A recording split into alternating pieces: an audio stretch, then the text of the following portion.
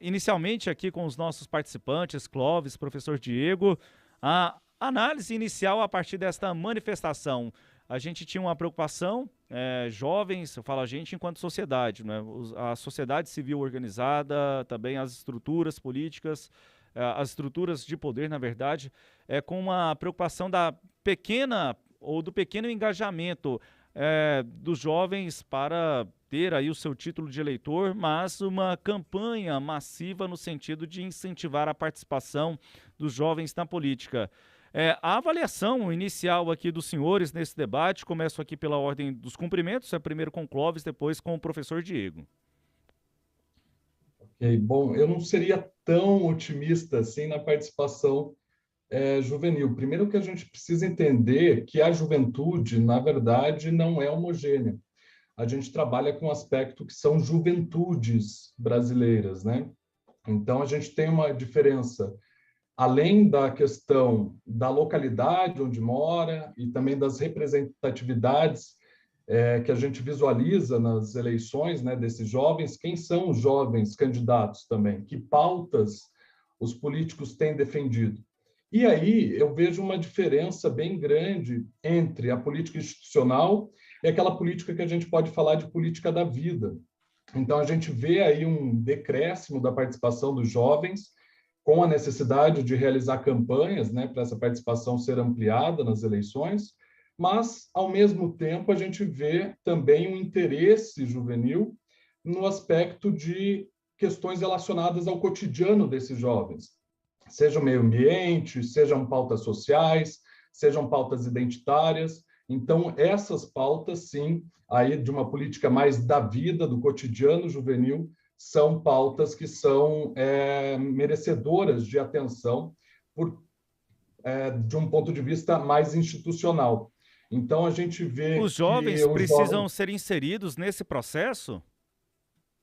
com certeza, né? Com certeza, se tiver a inserção e a participação dos jovens, tanto de forma representativa, como candidatos mais jovens, né, na política, mas também para discutir os temas que são de interesse desses jovens, né? A gente vê aí o uso das mídias sociais para tentar motivar a participação dos jovens na política, mas não o envolvimento deles na discussão dessas pautas. Por muitos anos, a juventude foi renegada nessa discussão, né? Se a gente pegar o histórico de políticas públicas para a juventude, ela é muito recente, né? A gente tinha da infância e a gente tinha uma vida adulta. Então, essa separação, né, e a dedicação de políticas públicas relacionadas à juventude especificamente foi importante, mas é preciso ainda envolver os jovens nessa discussão para saber que Brasil a gente quer, né? Quando a gente fala de juventude, a gente também projeta um futuro de país.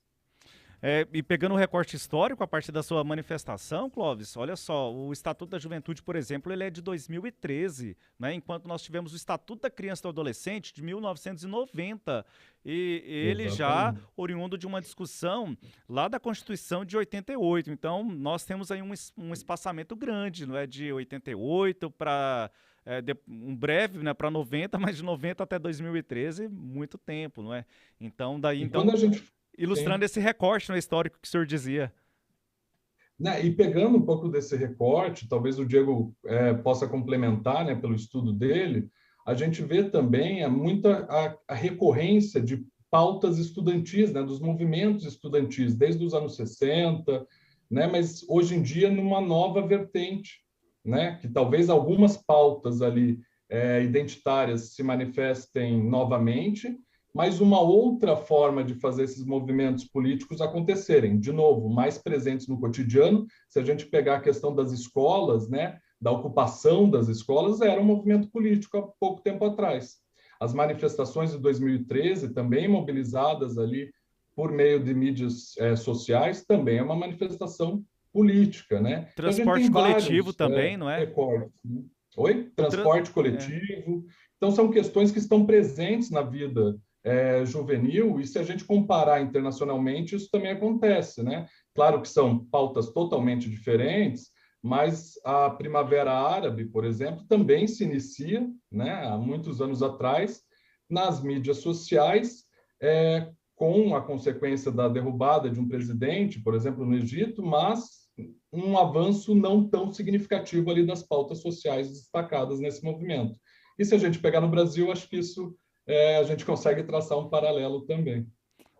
Professor Diego, sua análise inicial, a gente falando então um pouco sobre esse recorte histórico, fique à vontade.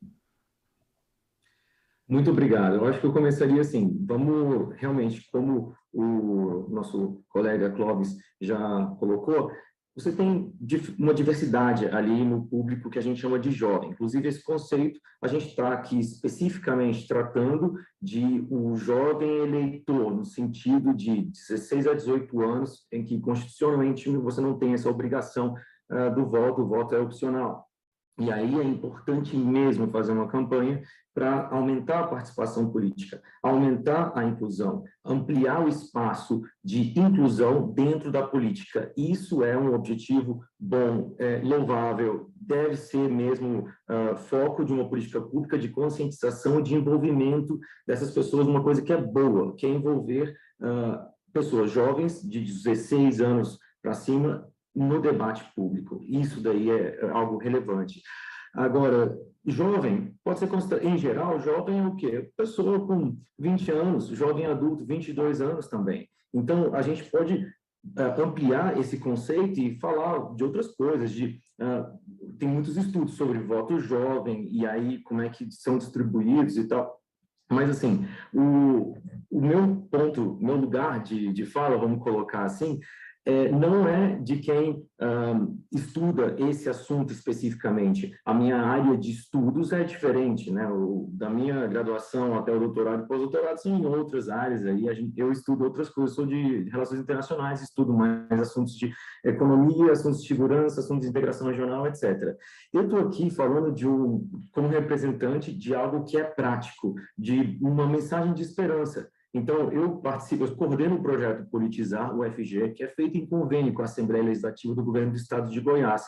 Isso é um projeto que coloca em prática esse tipo de conscientização, treinamento, educação política para o jovem. O projeto Politizar da UFG é um dos maiores projetos da UFG, da Universidade Federal de Goiás, né, para quem não está no nosso estado. E também tem atuação nas escolas, que é o Politizar GIM, ou seja, por meio dessas atividades que fundamentalmente envolvem fazer uma simulação parlamentar em que um estudante de colégio ou um estudante universitário simula o papel de um parlamentar. Então, por meio do convênio, esses jovens vão até a Câmara Municipal e simulam o papel de vereadores discutindo pautas políticas, como se faz uma lei, etc. E o outro justamente na Alego, né, na Assembleia Legislativa do Estado de Goiás, e os jovens universitários participam ali da mesma coisa, de você discutir politicamente, respeitar, você entender como é a negociação política e os limites éticos que existem, os procedimentos legais, institucionais. Então, eu estou falando de um projeto que envolve esperança e meio que algo prático, né? E não a discussão do ponto de vista teórico. Professor, então, essa é a minha mensagem introdutória. E nesse aspecto, o senhor trouxe aí a importância do projeto, do Politizar e da atividade legislativa em si. É um poder, não é um poder legislativo. Ele tem a sua importância na fiscalização das políticas públicas que são executadas por outro poder, pelo executivo, na construção também de orçamento e de políticas públicas que devem voltar para a juventude.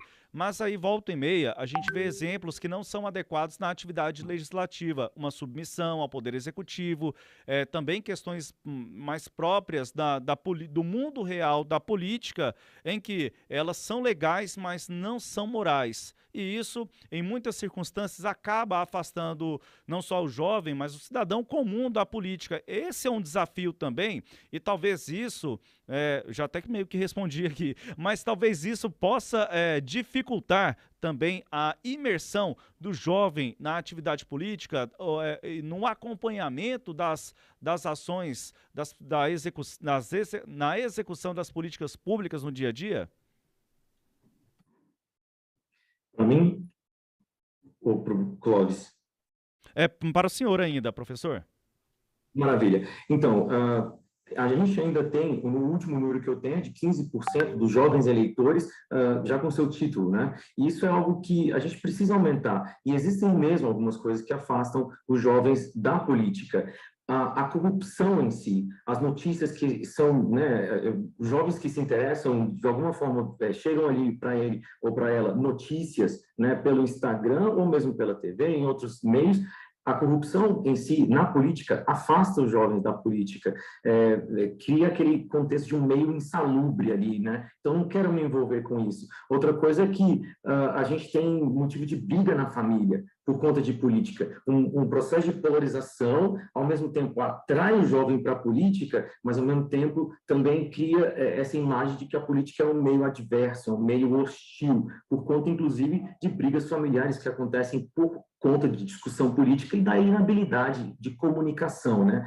Outra coisa que afasta o jovem da política, e é uma coisa que o senhor também colocou, que é basicamente o seguinte: absurdos, né? Absurdos. Algo que não é necessariamente ilegal, mas é antiético. Então, por exemplo, o Ministério da Educação que trabalha contra a educação.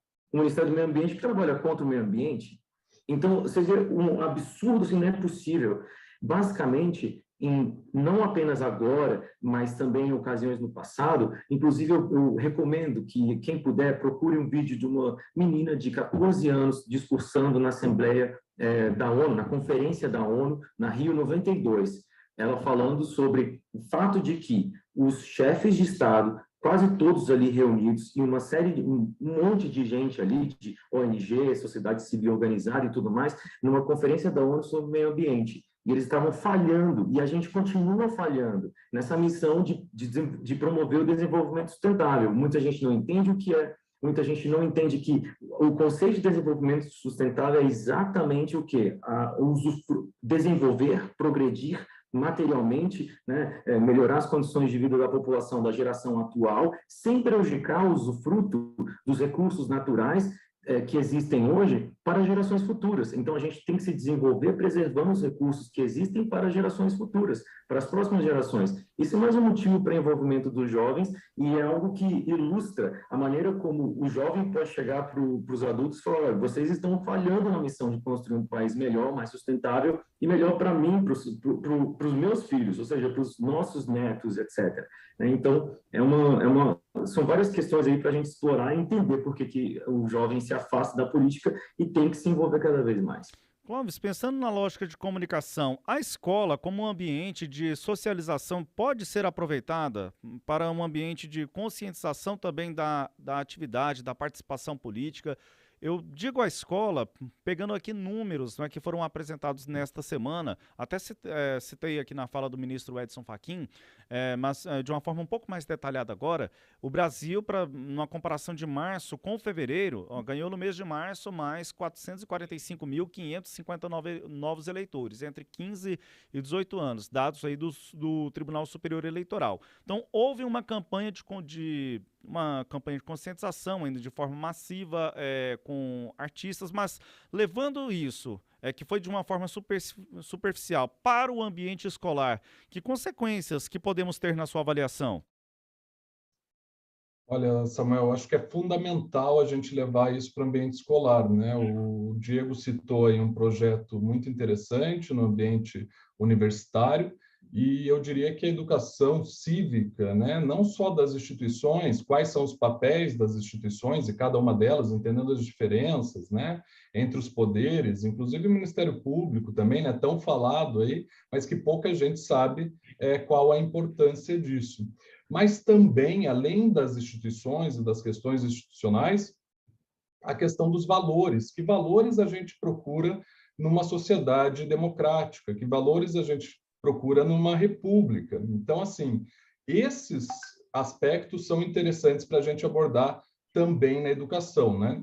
E se a gente pegar a questão do letramento digital, né, ou também de uma literacia digital, que a gente pode chamar também, ou seja, aquele aprendizado do que se fazer com as mídias. Então, como usar essas mídias de uma maneira produtiva para a sociedade? Porque a comunicação ela avançou muito, né? A gente tem um autor chamado Muniz Sodré que trabalha muito com isso, que é a evolução da tecnocracia. Ou seja, a gente tem uma comunicação e um sistema de informações gigantesco hoje em dia, mas que não é usado para dar uma melhoria de condição social. Então, inclusive, né, tendo uma perda aí de representatividade da população nesses representantes. A gente não se vê mais nesses representantes. Então, eu trago aqui, por exemplo, a pesquisa da Edelman, que foi feita sobre a confiança, né, o barômetro de confiança em vários países. E o Brasil apresenta a maior diferença da confiança no governo, né, de maneira institucional, aí, que seria de 28%, versus a confiança em empresas, de 58%, para resolver problemas sociais. Então, existe sim, como o Diego colocou aí, uma certa desesperança.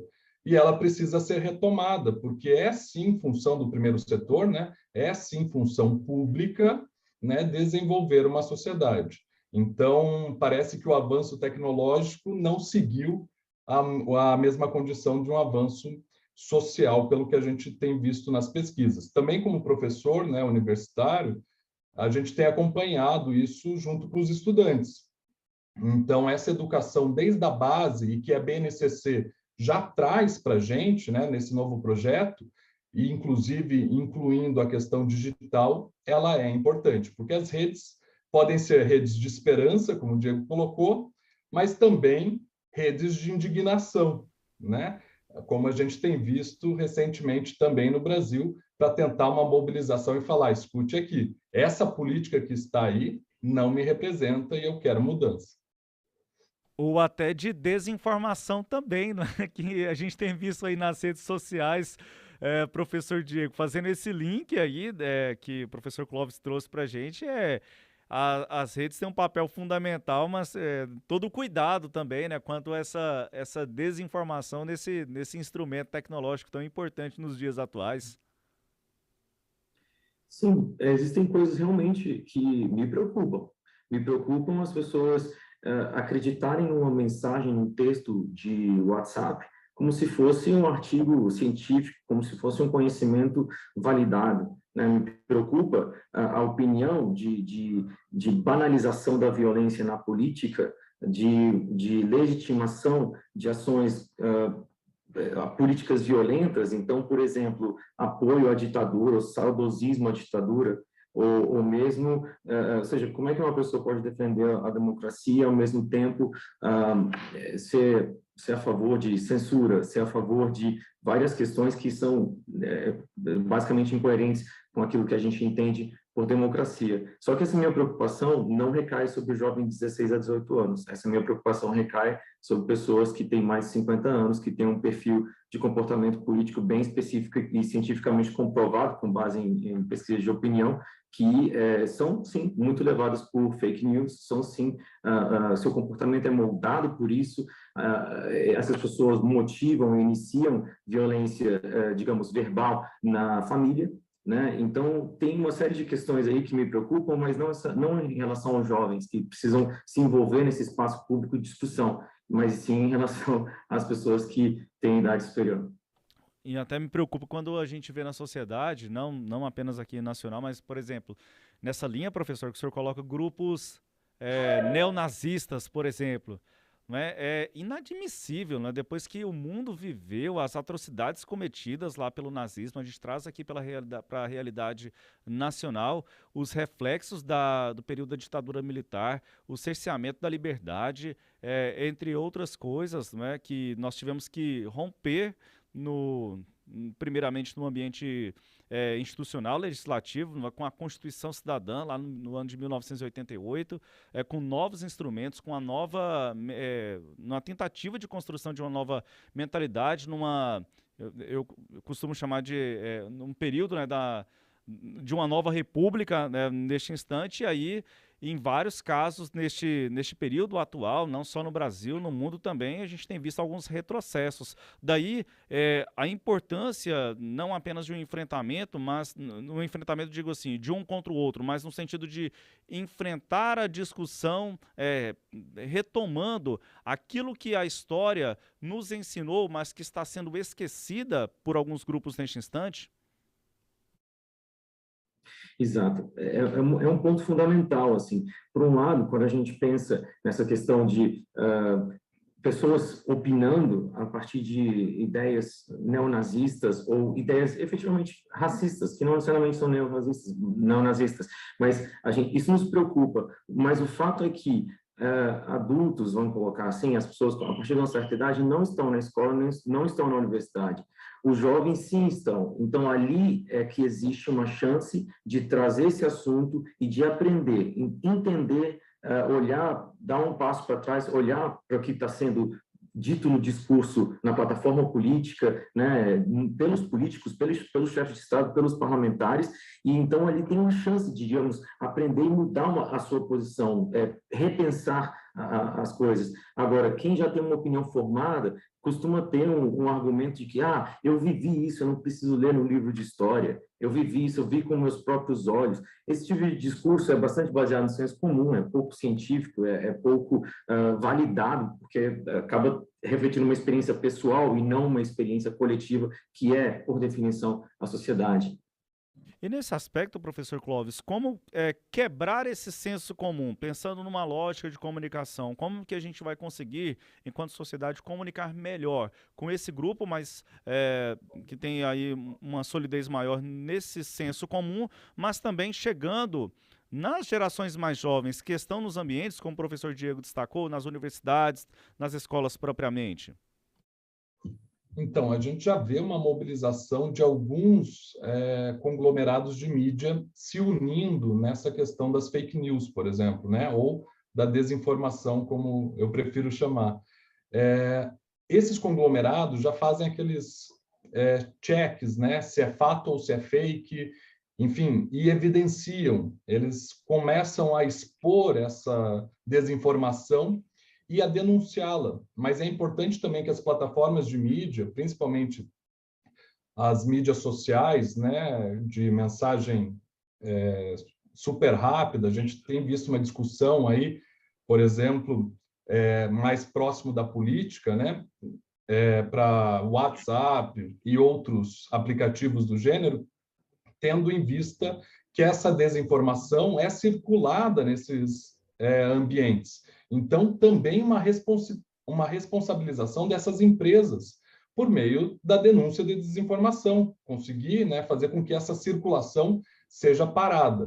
Então, acho que esse é um ponto importante da gente pensar, a responsabilização das empresas, as próprias empresas de mídia, os conglomerados de mídia se unindo nesse sentido, e a outra é o que a gente já citou aqui, que é a própria educação, essa literacia digital, entender os aspectos, principalmente esse público um pouco mais velho, né, que o Diego colocou ali, e que isso se faz muito pela família, né? A gente tem falado aqui das novas configurações familiares, que são muito diversas, assim como os nossos jovens no Brasil, mas essa união entre juventude e pessoas mais velhas, ela pode ser um ponto chave para a gente desenvolver uma cultura contra a desinformação. Eu vejo, por exemplo, nos nossos alunos, uma dificuldade, né, em falar assim com os pais, com os avós, e falaram, nossa, eu faço jornalismo, eu faço comunicação, eu faço publicidade, e é tão difícil eles entenderem, né, que não podem replicar algo sem checar os fatos.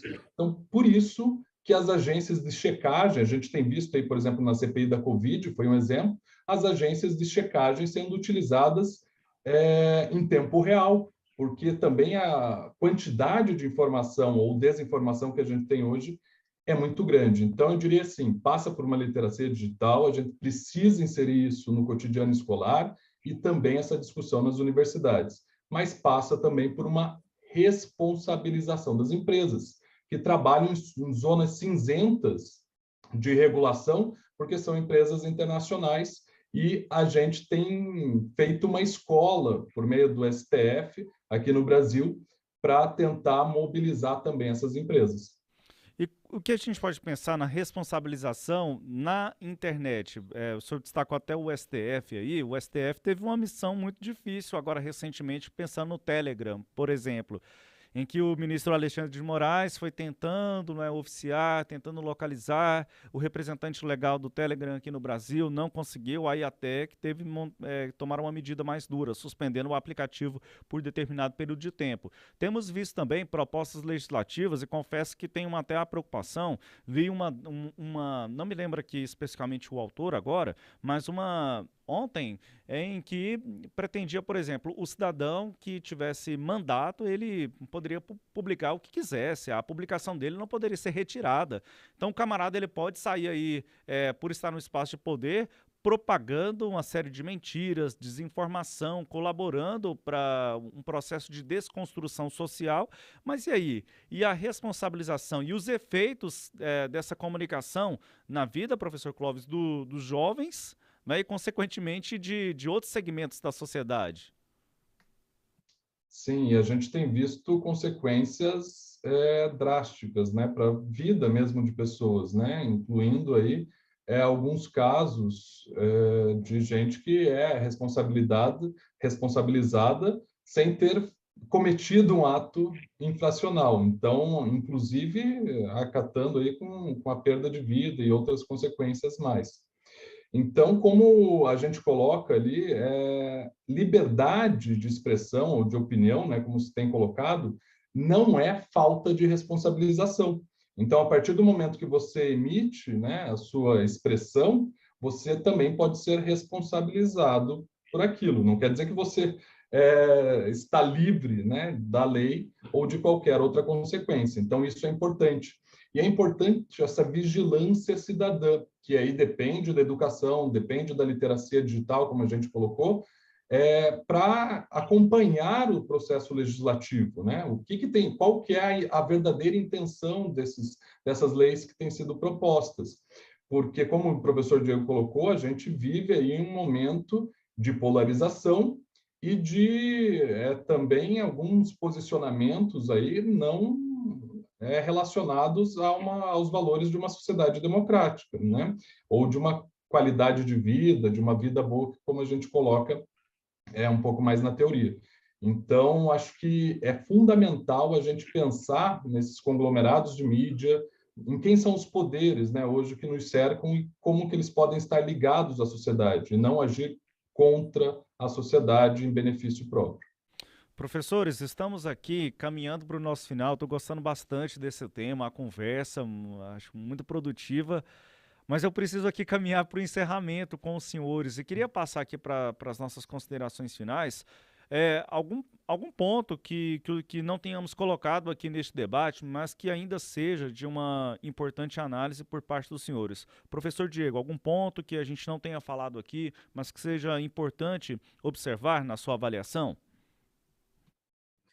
Talvez seja o seguinte, a gente precisa se preparar, em primeiro lugar, para hipóteses que podem acontecer, cenários que podem acontecer nesse sentido de aprovarem uma lei que vai dar muita liberdade para quem está numa posição de poder, ou seja, não ser responsabilizado pelos seus atos ou pelas suas falas. Então, a gente tem que se preparar para um cenário de violência política, de desinformação e mesmo de falácias frequentes. Então, falácias como o negócio de ambientalismo xiita, né, que como se desmatar fosse necessário para desenvolver o agronegócio, coisa que não é, né, as pessoas do agronegócio mais bem conscientes e mais, inclusive, mais prósperas não coadunam com isso. O segundo ponto de fraude, de que as urnas eletrônicas representam uma fraude, ou tem fraude nas urnas eletrônicas sem comprovação nenhuma, né? E esse tipo de coisa vai ser recorrente, a gente precisa se preparar para isso. E fora isso, a gente tem que tomar um pouco de cautela, ter cautela e se mobilizar e denunciar e tudo toda vez que tiver algum tipo de manifestação mesmo ilegal, seja verbalmente, por meio de falas racistas, por exemplo, ou de alguma forma misóginas também em vários aspectos, e além disso a questão de violência mesmo. Então, me preocupa um pouco o potencial que tem envolvimento de pessoas armadas, não necessariamente das forças institucionais, né, que vão agir ali, fazer sua opinião valer por meio da ameaça, coerção, uso da violência em si. Então, isso me preocupa, a gente tem que se preocupar com isso, mas a gente tem que, ao mesmo tempo, transmitir a mensagem de esperança de que a gente tem ações, como a gente tem desenvolvido na nossa universidade, que envolvem simplesmente abrir o espaço político e fazer uma espécie de treinamento político. Não é doutrinamento, não é partidarismo, nem nada. É você entender como funciona a política, saber discutir, saber os procedimentos legais, entender as instituições, entender o que é democracia. Aliás, esse conceito que a gente precisa também reforçar sempre. A gente percebeu que é mais do que nunca necessário. Professor Clóvis, algum detalhe que não tenhamos falado, mas também que seja importante, aí do seu ponto de vista, destacarmos aqui neste debate? Samuel, eu reforço as palavras aí do professor Diego, essa importância da gente estar atento a processos não democráticos e com violência, já vistos aí nas eleições dos Estados Unidos, né, e que podem ser replicadas aqui no Brasil. Outra questão que eu colocaria é olhar para o jovem do ponto de vista do que ele está consumindo, não do consumo de uma forma pejorativa, apenas do consumismo, mas sim do que ele está consumindo nas mídias sociais, do que ele está consumindo, quais são os temas que interessam esses jovens, quais são as marcas mais interessantes para ele, o que essas marcas falam. Essa é uma forma que a gente tem utilizado para acompanhar as pautas juvenis. Então, o consumo hoje é uma extensão do eu e ela fala muito sobre a juventude, numa sociedade, obviamente, imersa também nesse consumo. Então, eu diria que esse é um caminho interessante para a gente perceber, e o uso de influenciadores digitais nas campanhas é uma questão que mostra, né, essa evolução aí das nossas comunicações. Mas também, por que não, né, esses influenciadores digitais, além de falar de games, também não podem falar de política. Eles têm feito isso. E isso mobiliza também o jovem a procurar a entender um pouco mais sobre política, além da educação formal que a gente já tem. Então, eu colocaria esses aspectos e agradecer novamente o convite da Sagres para participar desse tema tão interessante. Professor Clóvis, obrigado então pela sua participação. Espero que tenhamos aqui uma próxima oportunidade para falarmos destes e também de outros temas relevantes. Muito obrigado, até uma próxima oportunidade. Obrigado, até lá. Professor Diego, muito obrigado pela sua participação no nosso debate. Espero também, como disse o professor Clóvis, termos aqui uma nova oportunidade para debatermos temas tão importantes. Obrigado ao senhor. Eu que agradeço, obrigado pela audiência também, ao público interessado, e espero que a gente se encontre no próximo programa. Nós encerramos então esta edição do nosso debate Super Sábado aqui na Sagres.